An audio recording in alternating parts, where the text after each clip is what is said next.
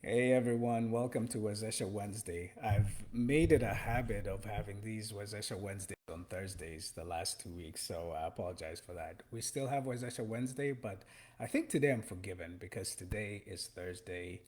But more importantly, it's Juneteenth, June 19th, which here in the US we celebrate it as Juneteenth, and so I'm off today. And I think, well, I thought it was appropriate, even though we call this Wazesha Wednesday, for us to talk about Juneteenth on Juneteenth, which today is Thursday. So, hey everyone, this is Ichi coming at you again to talk about Juneteenth, and I think the title of my Wazesha Wednesday today is actually Juneteenth, a reminder to fulfill our potential. I'll be transparent, right, and tell you I've been in the U.S. a long time. I've been here over 30 years, but it's only, I would say, 8 years ago that I learned what Juneteenth was and the significance of Juneteenth. And so I want to share that with everyone in the context of what it means for us Kenyans, for us immigrants, for us Kenyaricans, for us here in the context of how it it is our responsibility to think about what Juneteenth has done for us or has enabled for us so that we can fulfill our potential. So let me talk about Juneteenth. So Juneteenth is a day of significance in American history, and I would argue, since we have so many immigrants here in America, it's a significant global day for all those people who are now able to be in the U.S. because of Juneteenth. For those who might not know, Juneteenth is celebrated every June 19th. That's why we call it Juneteenth. And it commemorates the day in 1865 when enslaved people in Texas finally received the news of their freedom. And this was 2.5 years after the Emancipation Proclamation. So, what that means is that the Emancipation Proclamation was basically liberation of slaves or the end of slavery in the US. But it wasn't communicated in a way that everyone who was enslaved knew that they were free. So for 2.5 years, you had these people who were still feeling that, who did not know that they had been emancipated, actually living in slavery. And that is just unjust. So Juneteenth sort of commemorates the day when everyone was aware that Emancipation Proclamation had happened. So it's a day to remember the profound resilience and enduring spirit for those who are enslaved and to also acknowledge the fight for true liberation. Um, so I want to talk about it because it's a reflection of the past, and I'll say the pain of the past, but also the promise of the future. And I want to focus on the promise of the future today. So imagine it's 1865. You've heard the news that slavery is gone. You've been emancipated, and then you're suddenly told, go forth, you're empowered, right? What does that even mean? Where do you even start?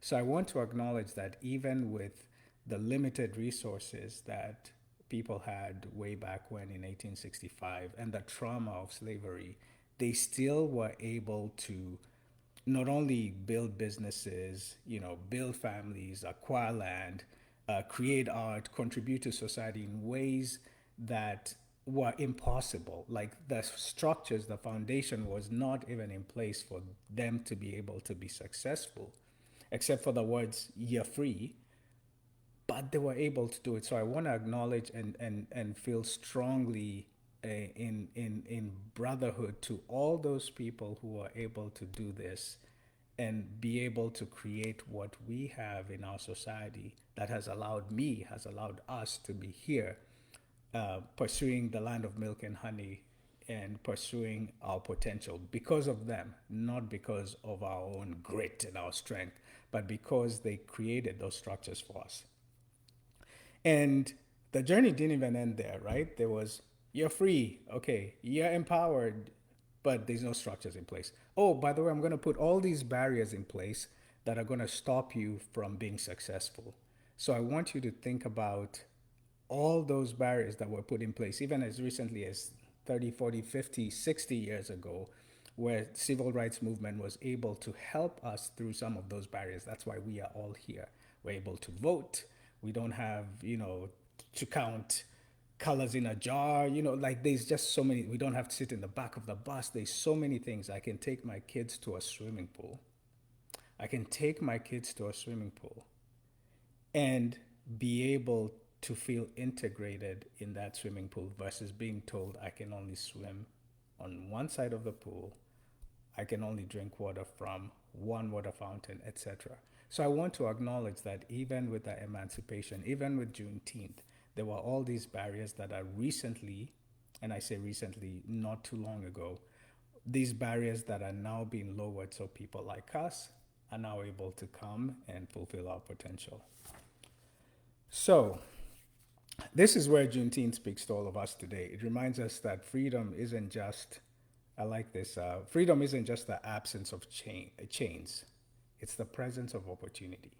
Freedom isn't just the absence of chains, it's the presence of opportunity. It's the ability to explore, develop, and express our unique talents and gifts. Think about that. It's not just the absence of change, it's the presence of opportunity. So, for people like me, for people like you, for individuals, Juneteenth can serve as a reminder, let's say, to remind us to really reflect and think to ourselves, are we truly living to our capabilities? Are we truly living to our potential? Are we working to fulfill our potential? Just because the absence of chains is there, that's just because we're here and we have a sense of freedom, does that mean that we actually feel empowered? Does that mean that we are actually actively seeking to fulfill our potential? Are we breaking free from self imposed limitations or societal expectations that hold us back? Are we breaking free from self imposed limitations? I'll come back to that. Are we pursuing the education, the skills, the passions that will allow us to flourish? Question mark, question mark, question mark. Today it's all about questions. Are we pursuing the education, the skills, the passions that will allow us to flourish? You see, we have to acknowledge the pain of the past.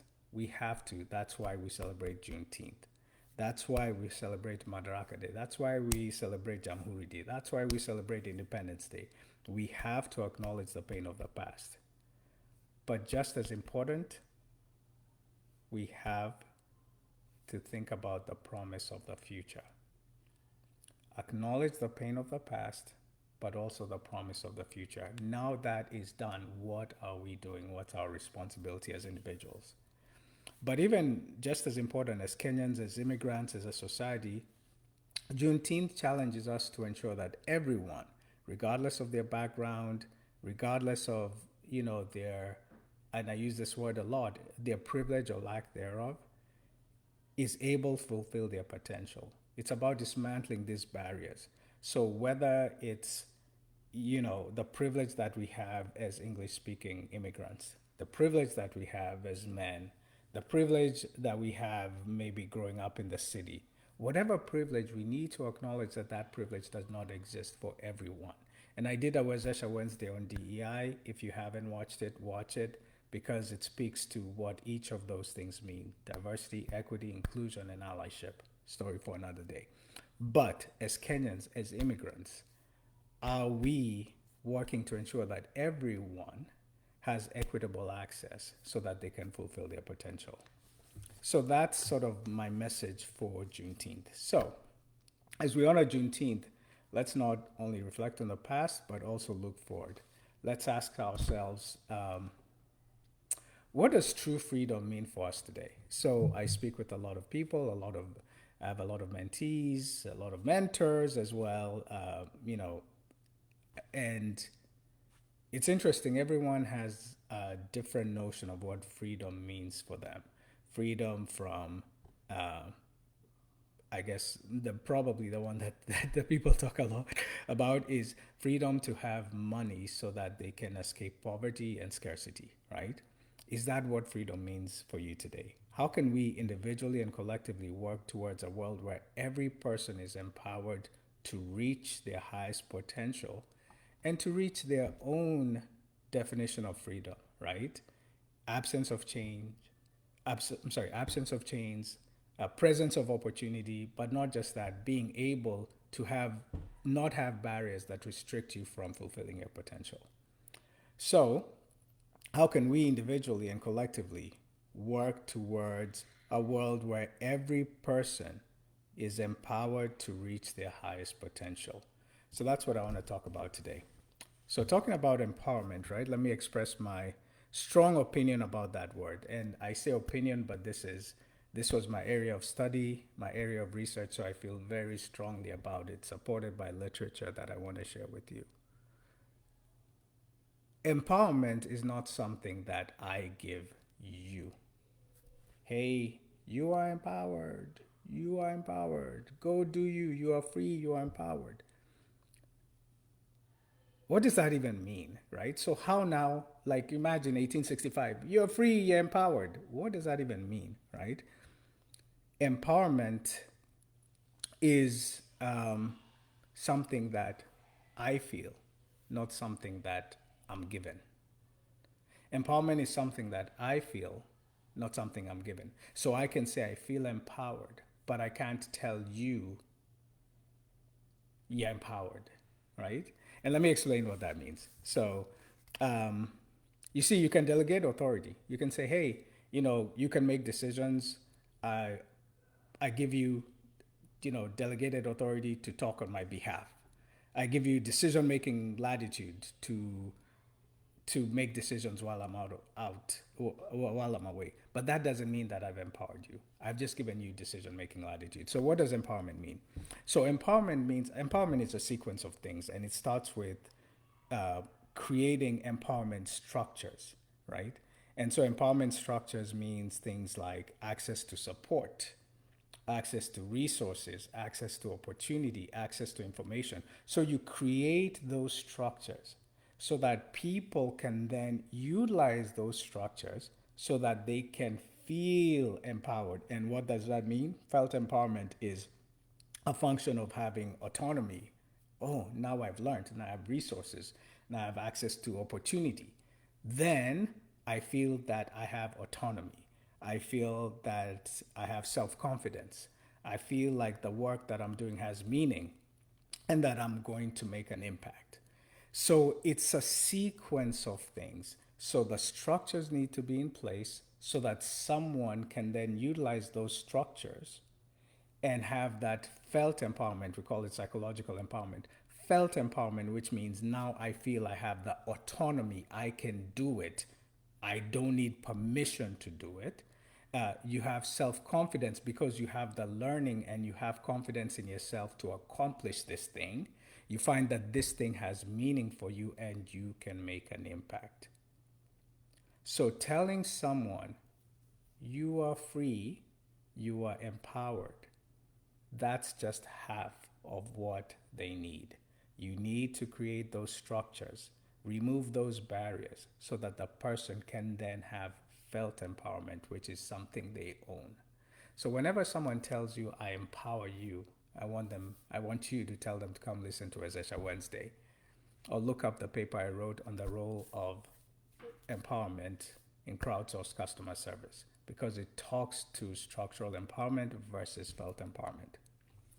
So, after all that preaching, let me sort of wrap up with something that happened yesterday. So at work, we had Juneteenth celebration, and this really good brother, Emmanuel Buson, gave a talk about amping your life, and he dropped several gems, a couple of which I want to sort of paraphrase and share with you. He told us, and I want to tell you because it's important for me, it's important for you. Don't ever feel like you're one of many and that you're not significant. Don't ever feel that you're one of many and that you're not significant because no one in this entire world, I mean, there's 8 billion people in this entire world, right? 8 billion plus. No one in this entire world of 8 billion has a fingerprint like yours. I mean, think about it, right? Like I share DNA with my kids, right? Me, Chelsea, Chase, that's the closest we are because I am in them. I have me in them, whatever that means. But even they can't get access to my phone. They can't get access to, right, my iPad because their fingerprint, as much as it's as close to mine as possible because they're my kids, mine is so unique to theirs and theirs is so unique to mine. So even among 8 billion people, you are so significant that you are given a unique fingerprint. So he said that, and I was like, yes, brother, I got you. Second thing he said, and I think this is so important because I know there's a lot of stress all around. There's like the feeling of, I'm not important. Where do I fit in all of this? And he said something that was very profound. He said, you were created to be part of a puzzle. You, as a piece of that puzzle, you're important. Think about it. No matter how big a puzzle is, whether it's, 50 pieces, 200 pieces, 1,500 pieces, 2,000 pieces, 30,000 pieces, if there is one piece missing, it renders it unfinished. It can look really magical, but there's that one piece in the corner, that center piece that has to be put. If that piece is missing, the puzzle is rendered unfinished. So let that soak in. You have a contribution in this world. If the world is a puzzle, you're a piece of that puzzle. And as small as you think you are today, in the whole scheme of the 8 billion people, you are so important that you missing or your contribution missing renders the puzzle unfinished. So, where do you start? Right? I've told you about Juneteenth, about emancipation, about empowerment, about freedom. I've told you about how unique you are. Where do you start? It starts with learning. You owe it to yourself to continue learning. And one of the things I hope you have learned today is what Juneteenth is about, so that you can share that message with anyone who asks you what Juneteenth is about, with your kids who likely already know what Juneteenth is about, with your colleagues who look at you and say, hey, we have a day off today. It's called Juneteenth, but I don't know what that is about. You should be able to talk about Juneteenth.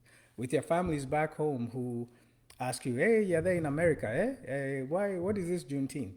Be able to explain it and to explain the significance it has on you and on me in our ability to fulfill our highest potential here in the US. And again, if you don't know where to start, I can tell you it starts with learning. You owe it to yourself to continuously learn.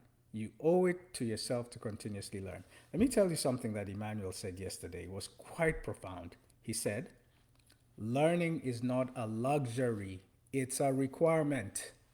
Learning is not a luxury, it's a requirement. Woo!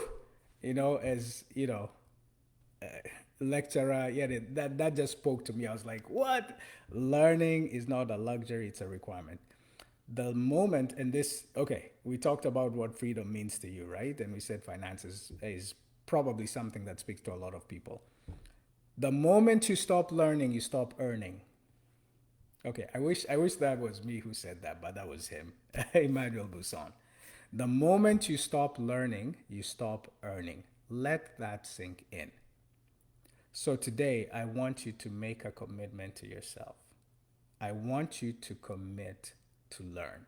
I want you to commit to upskill. I want you to commit to take advantage of those structures that are put in place, access to resources, information, opportunity, access to all those things so that you can feel empowered. And by feeling empowered, you can fulfill your highest potential. It is our responsibility to fulfill our highest God given potential. Our responsibility, or as Emmanuel, that's my new guy now, I'll always quote him. Emmanuel called it, well, this is what he called responsibility: the response to our ability. The response to our ability. So, what does the responsibility mean? Responsibility is our response to our ability. That's our responsibility. So, it's our responsibility to fulfill our highest potential. So, how do we do that? We have to find those structures that will provide access to support, resources, opportunity, and information. Structural empowerment. Yes, information to learn. You see, when you have those pieces in place, only then can you feel empowered. And if you feel empowered, then you can fulfill your highest potential. Happy Juneteenth, all. I hope this Wazesha Wednesday was informative, and I look forward to hearing from you either in the comments or those of you who want to learn can visit wazeshaacademy.com where I'm enrolling people on, upskilling so that we can all fulfill our highest potential. Peace.